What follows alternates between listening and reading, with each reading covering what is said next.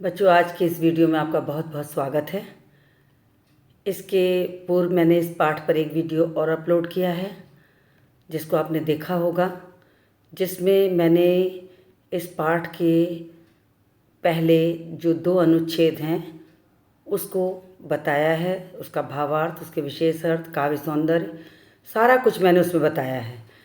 तो पर्वत प्रदेश में पावस जो ये पाठ है सुमित्रानंदन पंत का, उस पर ये जो दूसरा वीडियो है इसमें आखिरी अनुच्छेद जो है वो शेष बचा है।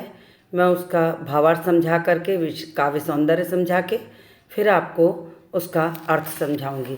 तो आप भी मेरे साथ पुस्तक खोल के तैयार हो जाइए पढ़ने के लिए। फिर मैं आपको इसके मुख्य अर्थ, शाब्दिक अर्थ और विशेष अर्थ दोनों बताऊंगी। और ख़ास तौर से देखा जाए तो इसमें जो कठिन शब्द हैं उनके भी अर्थ बता दूंगी, क्योंकि ये थोड़ा तत्सम शब्द हैं, आपको जानना चाहिए, तो उनके अर्थ भी आवश्यक है बताना। तो मैं अनुच्छेद को पढ़ने चल रही हूँ और आप अपनी पुस्तक खोलकर तैयार होइए। उड़ गया अचानक लो भूधर, फड़का अपार पारद के पर, रवशेष रह गए हैं निर्झर, है टूट पड़ा भू पर अंबर, धस गए धरा में सभय शाल, उठ रहा धुआं जल गया ताल, यूं जलद यान में विचर विचर, था इंद्र खेलता इंद्रजाल। अब मैं आपको बता दूं कि यहाँ पर पर्वतीय प्रदेश में हो रही वर्षा और उठते हुए बादलों का जो दृश्य है उसी का वर्णन कवि कर रहा है। जो प्रकृति में पल पल बदलाव हो रहा है उसे देखते हुए कवि कहता है कि पहाड़ के आसपास एकत्र होकर उड़ते हुए बादलों को देखकर ऐसा लगता है जैसे पर्वत अपने पंख लगाकर कहीं फड़फड़ाकर उड़ गया हो। उड़ गया अचानक लो भूधर, भूधर का मतलब होता है पहाड़। फड़का अपार पारद के पर, फड़का अपार पारद के पर, तो पारद होता पारे के समान, जो पारदर्शी होता है पारा, उसको कहा गया है। तो बादल भी बिल्कुल वैसा ही धुआं धुआं की तरह भूरे रंग का, कुछ काले रंग का दिखाई पड़ रहा है। उसी को देखकर कवि ये कहता है कि ऐसा लगता है कि जैसे पहाड़ भी पारे के समान हो करके उसके आसपास जो बादल इकट्ठे हुए हैं वे कैसे लगते हैं, जैसे पंखों को लगाकर फड़फड़ाकर एकाएक कहीं पहाड़ उड़ गया हो। और जब पहाड़ उड़ गया तो क्या हो रहा है कि ऐसा लग रहा है रव शेष रह गए हैं निर्झर, है टूट पड़ा भू पर अंबर। रव शेष रह गए, तो रव शेष रह गए मतलब अदृश्य हो जाने के बाद जो झरने वहाँ बह रहे थे उनकी सिर्फ आवाज़ें शेष रह गईं, उनकी सिर्फ स्वर सुनाई पड़ रहे थे, झरझर गिरने के कल कल स्वर सुनाई पड़ रहे थे, सिर्फ वही रह गए, क्योंकि चारों ओर बादल घेर लिए हैं और उन बादलों ने पहाड़ों को ऐसे ढक लिया है जैसे लगता है कि पहाड़ पंख लगाकर कहीं उड़ गए हों। और सिर्फ क्या सुनाई पड़ रहा, झरनों के गिरने की आवाज़ें सुनाई पड़ रही। तो कवि ने कहा कि रव शेष रह गए। रव शेष रह गए मतलब कि जो अदृश्य हो जाने के बाद झरने के पानी के गिरने की जो आवाज़ें थी सिर्फ वह शेष रह गई हैं और सिर्फ वही सुनाई पड़ रहा है। साथ ही कवि कहता है टूट पड़ा भू पर अंबर। कवि को ऐसा लगता है जैसे अंबर जो आकाश है वो धरती पर, भू यानी धरती, धरती पर टूट पड़ा है। ऐसा लग ही नहीं रहा कि धरती और आकाश अलग अलग हैं, जैसे लग रहा सब एक में मिल गए हैं। ये समझ में नहीं आ रहा कि पहाड़ वहाँ है भी कि नहीं, कि पंख लगाकर कहीं उड़ गया। तो कवि ने इन्हीं चीज़ों का दृश्य विधान किया है, बिंब विधान किया है, जिसे देखकर उसे ये लगता है कि पहाड़ का भी मानवीकरण करके कि सजीव बना करके कहीं पंख लगा के वो उड़ गया है। अब कवि को क्या लगता है, जब अचानक मूसलाधार वर्षा होने लगती है तो उसे ये लगता है जैसे आकाश धरती पर टूट पड़ा हो। और जब ऐसी स्थिति आती है तो क्या लगता है, धस गए धरा में सभय शाल, सभय भय सहित। शाल मतलब शाल के वृक्ष, जो पहाड़ों पर प्रायः शाल के वृक्ष होते हैं, उनकी बात कवि कर रहा है कि पहाड़ों के बादलों के घिरने और पेड़ों के आसपास एकत्र होने से जो वहाँ का वातावरण है वो कैसा लगता है, मानो वर्षा से भयभीत होकर शाल के जो वृक्ष हैं वो धरती में कहीं धंस गए हैं। और क्या हो रहा, उठ रहा धुआं जल गया ताल। और तालाब के पानी से जैसे धुआं उठता दिखाई दे रहा है, क्योंकि चारों ओर बादल घेर के रखा है। तो वो बादल ऐसा लग रहा है जैसे तालाब में आग लग गई हो और आग लगने से जल रहा हो तालाब और उसमें से धुआं उठ रहा हो, ऐसा लग रहा है। मानो तालाब भी जल रहा हो, आग लगी हो उसमें। तो उससे जो बादल हैं वो ऐसा लग रहा है कि तालाब से उठने वाले धुआं है। इस तरह बादलों के समान उठते हुए धुएं को देखकर कवि को लगता है कि ये तालाब भी अब जल रहा है। और उसी समय क्या उनको लगता है कि यूं जलद यान में विचर विचर था इंद्र खेलता इंद्रजाल। अब उन्हें क्या लग रहा है कि इस तरह बादलों के विमान पर सवार होकर जलद यान, जलद मतलब बादल और यान मतलब सवारी, यानी बादलों की सवारी करके जो इंद्र भगवान हैं, जो वर्षा के देवता हैं, वे क्या कर रहे हैं, विचर विचर चारों ओर घूम घूम कर कोई जादुई खेल दिखा रहे हैं। कवि को ये लगता ही नहीं है कि पावस ऋतु है, बल्कि कवि को ये लगता है कि ये जो है इंद्रजाल है, कोई जादुई खेल है। तो कवि ने यहाँ पर यही दिखाने की कोशिश की है कि जो वहाँ का वातावरण है वो ऐसा लग रहा है जैसे इंद्र भगवान बादलों की सवारी करके घूम घूम कर कोई जादुई खेल दिखा रहे हैं। तो यहाँ पर पंत जी ने वातावरण का ऐसा सुंदर दृश्य विधान रचा है कि जैसे लगता है कि सारा पर्वतीय क्षेत्र आँखों के सामने सजीव हो उठा हो। ऐसा वातावरण उन्होंने ऐसा बनाया है कविता में दृश्य विधान कि जिसे देखकर लगता है वो सारी चीज़ें अपने आप सजीव हो उठी हों। तो इस तरह से उन्होंने कविता को रचा है। तो इसका काव्य सौंदर्य मैं आपको बता दूं कि इसका काव्य सौंदर्य में क्या क्या चीज़ें इसमें विशेष अर्थ के रूप में हैं। तो विशेष अर्थ के रूप में तो सबसे पहले मैं आपको बता दूं कि यहाँ पर पर्वतीय प्रदेश में हो रही वर्षा का एकदम सजीव चित्रण किया है। सजीव चित्रण क्यों किया है कि इन्होंने जब वातावरण में चारों ओर बादल छा गए हैं तो ऐसा लगता है कि उन बादलों के बीच, कुहासे के बीच, धुएं के बीच जो पर्वत छिप गए हैं उसकी कल्पना कवि ने की है कि वो पंख लगाकर कहीं उड़ गए हैं। तो ये सजीव चित्रण हुआ कि वो कहीं उड़ गए हैं, तो इसको हम कहेंगे कि सजीव चित्रण है ये। और भाषा की बात करें तो भाषा में मैंने कविता पढ़ाने के पूर्व ही आपको बता दिया था कि पंत जी छायावादी कवि हैं, संस्कृत निष्ठ, तत्सम शब्दों की शब्दावली का प्रयोग बहुतायत करते हैं, बहुत ज़्यादा करते हैं, और जिससे उनकी कविता का जो सौंदर्य होता है वो और बढ़ जाता है। उनके शब्दों को आप जरा ध्यान दीजिए, रव शेष, शेष, निर्झर, अंबर, भूधर, कितने सारे ऐसे शब्द आए हैं जिनको पढ़कर ये लगता है कि कविता के सौंदर्य को तो ये दुगना कर दे रहे हैं। तो इसकी भाषा की अगर हम बात करें तो इसकी जो भाषा है वो खड़ी बोली तत्सम युक्त शब्दावली है। तो यही यहाँ पर बताया गया कि तत्सम युक्त शब्दावली है।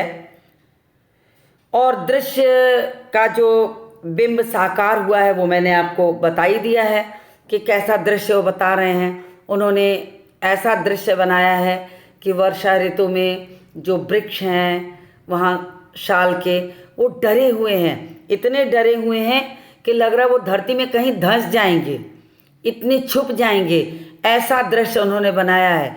और जो वातावरण में चारों ओर बादल उड़ते से दिखाई दे रहे हैं, श्वेत, भूरे, काले, वो ऐसा नहीं लग रहा है, ऐसा लग रहा है कि जैसे तालाब में आग लगी हो और उसका वो धुआं है जो वातावरण को घेर लिया है। तो ऐसा दृश्य कवि ने रचा है। फिर इन्होंने कहा विचर विचर।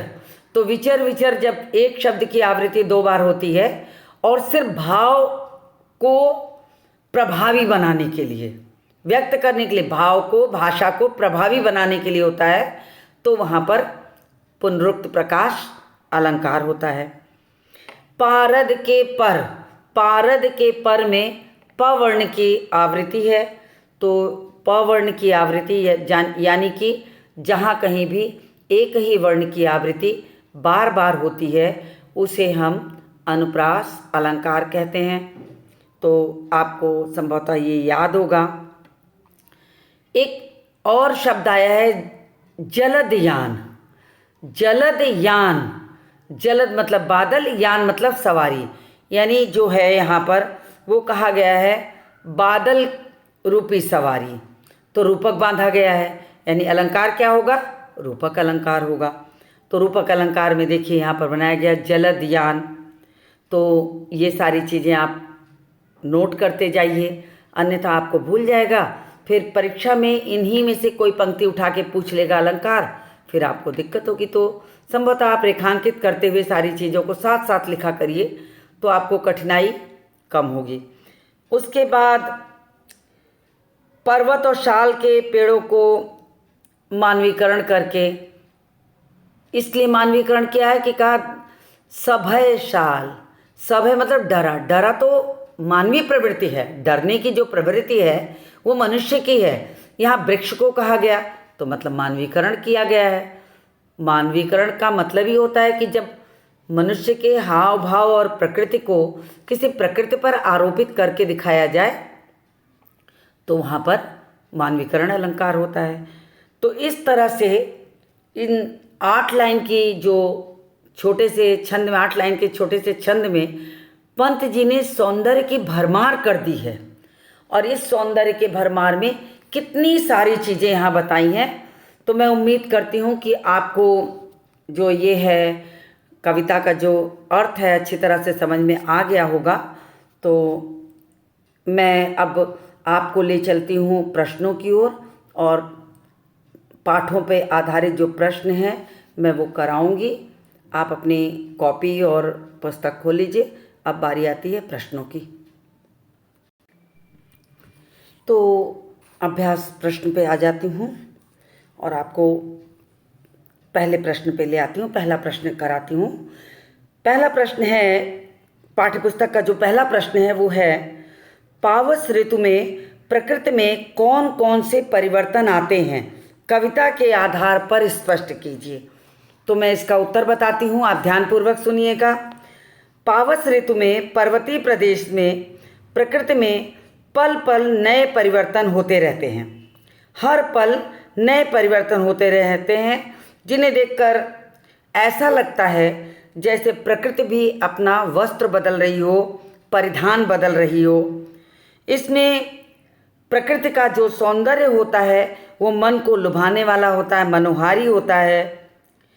पावस ऋतु में जो तालाब होता है वो जल से भर जाता है, और जिसमें पहाड़ अपनी परछाई देखता रहता है। जो कविता में चीज़ें आई हैं मैं उन्हीं को आपको बताकर आपका ध्यान आकर्षित करना चाहती हूँ। जो कविता के पहले अनुच्छेद में है मैं वही आपको बता रही हूँ। और दूसरा है कि पर्वत पर भांति भांति के फूल खिलते हैं, झरने मोतियों की लड़ियों की भांति सुंदर लगते हैं। अचानक बादल छा जाने से पर्वत और झरने जो हैं वो अदृश्य हो जाते हैं। तालाब से धुआं उठने लगता है। शाल के वृक्ष भयभीत होकर धरती में धंस जाते हैं। आकाश में उड़ते हुए जो बादल हैं उन्हें चारों ओर से पहाड़ों को घेर लिया है, तो ऐसा लगता है कि पहाड़ पंख लगाकर कहीं उड़ गए हैं। इसके साथ ही साथ ऐसा भी लगता है कि इंद्र देवता अपने बादलों की सवारी करते हुए कोई जादुई खेल दिखा रहे हैं। तो कविता में यहाँ पर ये सारे परिवर्तन प्रकृति के दिखाए गए हैं। चलिए पहले प्रश्न के बाद अब मैं दूसरे प्रश्न को आपको समझा दूं, दूसरे प्रश्न की चर्चा कर दूं आपको। प्रश्न है, मेखलाकार शब्द का क्या अर्थ है? कवि ने इस शब्द का प्रयोग यहाँ क्यों किया है? जब मैंने कविता पढ़ाना शुरू किया था तभी इसको मैंने विच्छेद करके बताया था। मेखलाकार, मेखला के आकार का, यानी मेखला के आकार का, करधनी के आकार का। और करधनी जो होती है कमर में पहनने वाला आभूषण होता है, तो वो गोलाकार होता है। तो यहाँ पर गोलाकार के अर्थ में मेखलाकार शब्द का प्रयोग हुआ है। तो मैं आपको समझा दूँ, इसका उत्तर समझिए। मेखलाकार शब्द जो है मेखला और आकार से मिलकर बना है, जिसका अर्थ होता है करधनी, जो एक आभूषण होता है। और तो पहाड़ों को ऐसा माना जाता है कि वे पहाड़ जो हैं चारों ओर से गोल रूप में जो हैं वो धरती को घेरे हैं, तो मेखलाकार हैं। पर्वत की जो श्रेणियां हैं वो गोल आकार में हैं चारों ओर से, तो उसे मेखलाकार कवि ने कहा है। और पृथ्वी ने इस मेखला से स्वयं को ढक रखा है, आवृत कर रखा है। तो यहाँ पर इस शब्द का प्रयोग कवि ने पहाड़ की विशालता के लिए किया है, जो पृथ्वी को चारों ओर से घेर रखा है। तो मेखलाकार शब्द का अर्थ यही हुआ कि मेखलाकार करधनी के आकार का है, और कवि ने इसका प्रयोग इसीलिए किया है कि पहाड़ जो है गोलाकार, गोलाई में चारों ओर दिखाई दे रहे हैं, जिसको कि धरती को जिसने ढक रखा है। तो इस गोलाकार आकार के कारण ही पर्वत श्रेणियों को मेखलाकार कवि ने कहा है। आगे बढ़ते हैं, तीसरे प्रश्न पर आ जाते हैं। तीसरा प्रश्न है, सहस्त्र दृग सुमन से क्या तात्पर्य है? कवि ने इस पद का प्रयोग किसके लिए किया होगा? सहस्त्र दृग सुमन, सहस्त्र का मतलब होता है हजारों, सैकड़ों, दृग का मतलब होता है आँखें, और सुमन का मतलब होता है फूल। तो मैंने इन तीनों शब्द का जो अर्थ है, शब्द का अर्थ है, वो मैंने आपको समझाया। लेकिन कवि ने इसका प्रयोग हजारों पुष्प रूपी आँखों के लिए कहा है। यानी कि पर्वतीय प्रदेश में वर्षा ऋतु में पहाड़ों पर, पर्वतों पर नाना प्रकार के रंग बिरंगे हजारों फूल खिले होते हैं। पहाड़ के ऐसा लगता है कि वो पहाड़ के सौंदर्य को नहीं बढ़ाते, बल्कि पहाड़ की आँखें हैं, जिन आँखों को खोलकर पहाड़ अपना विशाल स्वरूप तालाब में निहारता है, देखता है, अपने प्रतिबिंब को देखता है। तो ये फूल जो हैं पर्वतों की ऊपर आँखों की तरह अपना रूप, आँखों की तरह हैं, जिन आँखों के माध्यम से पर्वत जो है तालाब में अपना रूप निहार रहा है। तो कवि ने इसका प्रयोग इसीलिए किया है, मानवीकरण करने के लिए किया है, कि वो मानता है कि ये पर्वत की आँखें हैं, और इन्हीं आँखों के माध्यम से तालाब में जो दर्पण सा फैला हुआ कहा है, तो उसमें वो अपने स्वरूप को देख रहा है, अपने सौंदर्य को देख रहा है। तो इसीलिए कवि ने इसका प्रयोग किया है। अब मैं बढ़ती हूँ चौथे प्रश्न की तरफ। चौथा प्रश्न है, कवि ने तालाब की समानता किसके साथ दिखाई है और क्यों? तो कवि ने तालाब की समानता दर्पण के समान दिखाई है। इसका कारण यह है कि पर्वतीय प्रदेश में पर्वत के पास स्थित जल से परिपूर्ण तालाब का जो जल है वो अत्यंत स्वच्छ होता है। इसी जल में पहाड़ की परछाई, प्रतिबिंब दिखाई पड़ रहा है, जिसे स्पष्ट रूप से देखा जा सकता है। तालाब मानो दर्पण है, पहाड़ भी इसी तालाब रूपी दर्पण में अपना प्रतिबिंब निहार कर स्वयं पर मुग्ध हो रहा है, स्वयं पर प्रसन्न हो रहा है। तो यही कवि ने तालाब की समानता दर्पण से की है, और जिसमें कि पर्वत अपना स्वरूप देख रहा है। तो 4 प्रश्न मैंने आपको अभी समझा दिए। अब मैं बढ़ती हूँ 5वें प्रश्न की तरफ, और 5वां प्रश्न पढ़ती हूँ। 5वां प्रश्न इस प्रकार है, पर्वत के हृदय से उठकर ऊंचे ऊंचे वृक्ष आकाश की ओर क्यों देख रहे हैं, और वे किस बात को प्रतिबिंबित करते हैं? उत्तर इस प्रकार है। पर्वत के हृदय से उठे ऊंचे ऊंचे जो वृक्ष हैं वे आकाश की ओर इसलिए देख रहे हैं क्योंकि वे आकाश को छूने का प्रयास कर रहे हैं। इन पेड़ों की आकांक्षाएं जो हैं वो इतनी ऊंची हैं जो कि आकाश के समान लग रही हैं। वे इन आकांक्षाओं को पूरी करने के लिए उपाय ढूंढ रहे हैं, इसलिए थोड़े चिंतन से युक्त हैं, चिंताशील हैं, चिंतन कर रहे हैं, चिंता से भरे हुए दिखाई पड़ रहे हैं। ऊंचे ऊंचे पेड़ इस बात को प्रतिबिंबित करते हैं कि मनुष्य को अपनी महत्वाकांक्षाओं की पूर्ति के लिए, अपने लक्ष्य को पाने के लिए एकाग्रचित होकर चिंतन मनन करते हुए उपाय सोचना चाहिए। तो इस तरह से कवि ने पर्वत के हृदय से उठकर ऊंचे ऊंचे जो वृक्ष हैं आकाश की ओर देखते हुए उन्हें ये माना है कि ये मनुष्य की महत्वाकांक्षाएं हैं। तो इसका उत्तर इस प्रकार हुआ। संभवतः आपको मेरी बात समझ में आ रही होगी। बढ़ते हैं छठे प्रश्न की ओर। छठा प्रश्न है, शाल के वृक्ष भयभीत होकर धरती में क्यों धंस गए हैं? तो इसका उत्तर मैं आपको समझा दूं। पर्वतीय प्रदेश पे जब वर्षा होती है, पहाड़ों पर जब वर्षा होती है तो बादल काफ़ी नीचे की ओर उतर आते हैं, बिल्कुल नीचे नीचे दिखाई पड़ते हैं। और कभी कभी तो ऐसा लगता है कि हम स्वयं बादलों के बीच हैं। ऐसे में जब अचानक वर्षा होने लगती है, बादल और कोहरा घना चारों ओर से घेर लेता है, आसपास का दृश्य बिल्कुल दिखना बंद हो जाता है। ऐसे में शाल के जो वृक्ष होते हैं वे भी बादलों में ढक से जाते हैं, दिखाई नहीं पड़ते। तो ऐसा लगता है कि जैसे इस मूसलाधार बारिश में वे कहीं डर कर धरती के अंदर कहीं धंस तो नहीं गए, क्योंकि बादलों से वो घिरे रहते हैं, दिखाई तो पड़ते नहीं। तो कवि ने वो कल्पना की है कि जैसे वो सभय शाल डर कर कहीं धरती में धंस गए हैं, छुप गए हैं, स्वयं को सुरक्षित कर लिए हैं। यही दिखाना चाह रहा है कवि। शाल के वृक्ष भयभीत होकर धरती में क्यों धंस गए? तो वो डर गए हैं।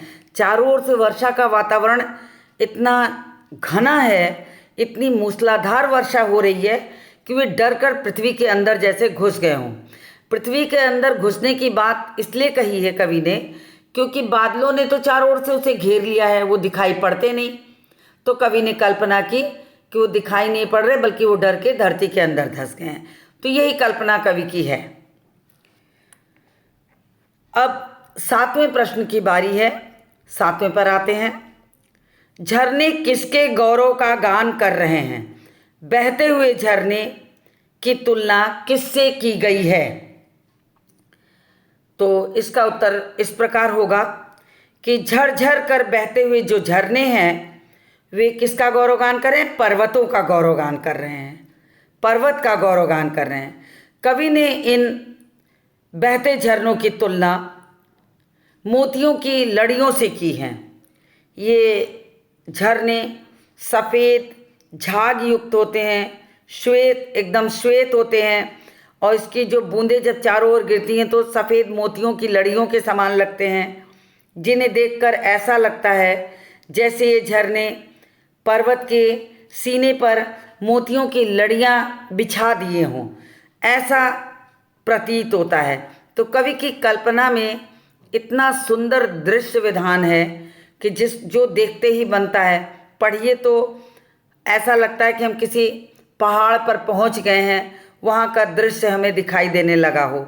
ठीक यही रूप कवि ने अनुभव किया है तो उसे कविता में संजो दिया है, पिरो दिया है। तो मैंने आपको 1 से 7 तक के प्रश्न समझा दिए। दूसरा प्रश्न जो है वो है निम्नलिखित का भाव स्पष्ट कीजिए। यद्यपि मैंने कविता के भावार्थ आपको पहले ही समझा दिए हैं, फिर भी भावार्थ के रूप में मैं संक्षिप्त सी चीज़ें, कुछ चीज़ें आपको थोड़ा सा समझा देती हूँ और आप विस्तृत करके उसे स्वयं लिखिएगा। मैं उन पंक्तियों के आगे पीछे को मिला के प्रसंग को जोड़कर थोड़ा सा भाव समझा देती हूँ। तो पहला है टूट पड़ा भू पर अंबर। पर्वतीय प्रदेश में वर्षा ऋतु में जब बादल चारों ओर घेर लेते हैं और अचानक मूसलाधार बारिश होने लगती है, तो इस वर्षा में बादलों के कारण पहाड़, पेड़, झरने सब अदृश्य हो जाते हैं। उन बादलों के भीतर कहीं छुप जाते हैं, दिखाई नहीं पड़ते। वर्षा का जो वेग होता है देखकर ऐसा लगता है जैसे आकाश जो है वो धरती पर टूट पड़ा है। तो मैंने आपको दृश्य विधान समझाया है कि कवि ने कौन सा दृश्य विधान, वहाँ कौन सी कल्पना की है। अब आप उसको सुनकर उसका विस्तृत रूप कविता के आधार पर समझाकर विस्तार में उत्तर दीजिए, भाव स्पष्ट कीजिए। दूसरा है यूँ जलदयान में विचर विचर था इंद्र खेलता इंद्रजाल। तो दूसरे में तो उस दृश्य का वर्णन किया है जब बादल चारों ओर से पहाड़ों को घेर लेते हैं और ऐसा प्रतीत होता है कि पहाड़ पंख लगाकर कहीं उड़ गए हैं। कवि को ऐसा लगता है कि वर्षा ऋतु के देवता इंद्रदेव भी यहाँ खेल दिखाने आ गए हैं, किसी जादुई खेल को दिखाने आ गए हैं। बादलों की सवारी करते हुए कोई जादुई खेल दिखा रहे हैं। तो कवि ने यहाँ पर इसी की कल्पना की है। वर्षा को एक जादुई खेल कहा है, इंद्र देवता का जादुई खेल है, ऐसा अनुभव किया है। तो इसका भाव स्पष्ट करने के लिए संक्षेप में मैंने इसको समझाया है आपको। विस्तार में मैंने आपको ये पंक्तियाँ आगे के अनुच्छेद में आपको बता दी हैं। तो मैं उम्मीद करती हूँ कि आपको समझ में आ गया होगा, तो आप उसको अच्छी तरह लिख सकते हैं। तीसरा है गिरिवर के उर से उठ उठ कर उच्च आकांक्षाओं से तरवर हैं झांक रहे नीरो नभ पर अनिमेष अटल कुछ चिंता पर। फिर यहाँ पर कवि ने क्या कहा, पर्वत के सीने पर जो बड़े बड़े ऊंचे ऊंचे वृक्ष दिखाई पड़ रहे हैं वो ऐसे लगते हैं वृक्ष नहीं है बल्कि मनुष्य की महत्वाकांक्षाएं हैं। ये महत्वाकांक्षाएं इतनी ऊंची हैं कि आसमान को छूने पे लगी हुई हैं, अपलक उसे निहारे जा रही हैं। ऐसा लगता है वे आसमान को छूना चाहती हैं।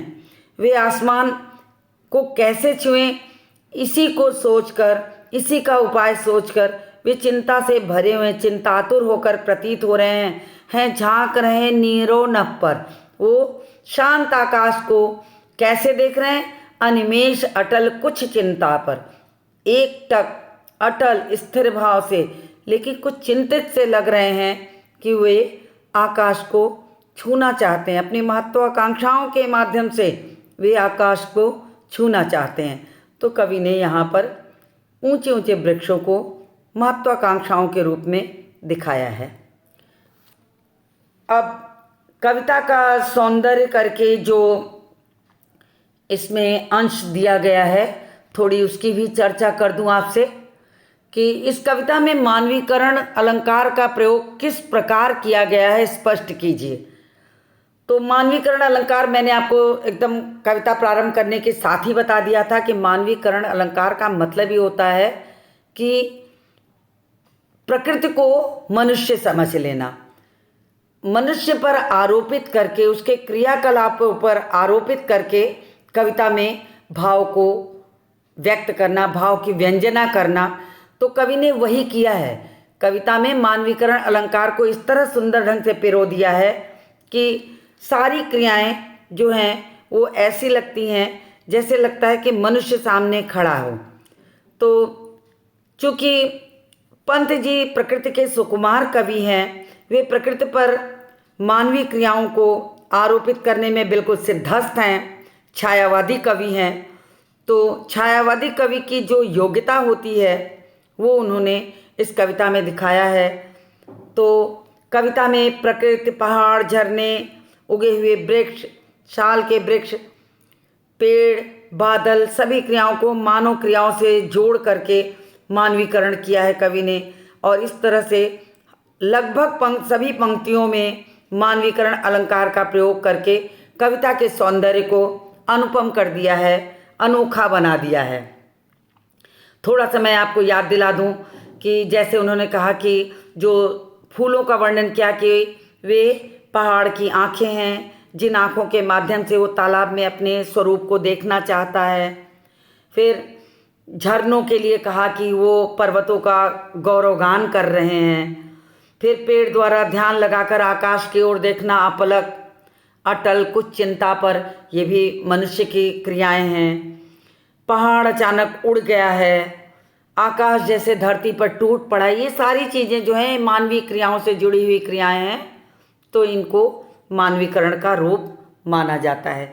तो इस तरह से मैंने आपको इस पाठ को समझाया। उम्मीद करते हैं आपको सारी चीज़ें समझ में आ गई होंगी। इसमें कुछ जो प्रश्न 2 है उसमें बहुत सारी चीज़ें जो हैं कि अनेक शब्दों की आवृत्ति, वो मैंने अलंकार आपको समझाया है। चित्रमयी भाषा का जो प्रश्न है उसमें मैंने दृश्य विधान आपको समझाया है। कविता की संगीतात्मकता में मैंने बताया कि कविता में लयात्मकता का गुण है, तो लयात्मकता है तो संगीतात्मकता। झरझर जो कल कल झरने का स्वर है वो संगीतात्मकता को प्रभावित करता है। तो ये सारी चीज़ें इसमें दिखाई पड़ती हैं। तो इस तरह से देखा जाए तो कविता जो रहती है अत्यधिक प्राकृतिक सौंदर्य को वर्णित करती है और पंत जी ने इसमें छायावादी स्वरूप को बिल्कुल उभर कर सामने करके दिखाया है, प्राकृतिक सौंदर्य को। तो मैं उम्मीद करती हूँ कि आपको सारे प्रश्न समझ में आ गए होंगे और मैं अब यहीं पर इसको समाप्त करती हूँ और नए पाठ के साथ नए वीडियो में फिर मिलती हूँ आपके साथ।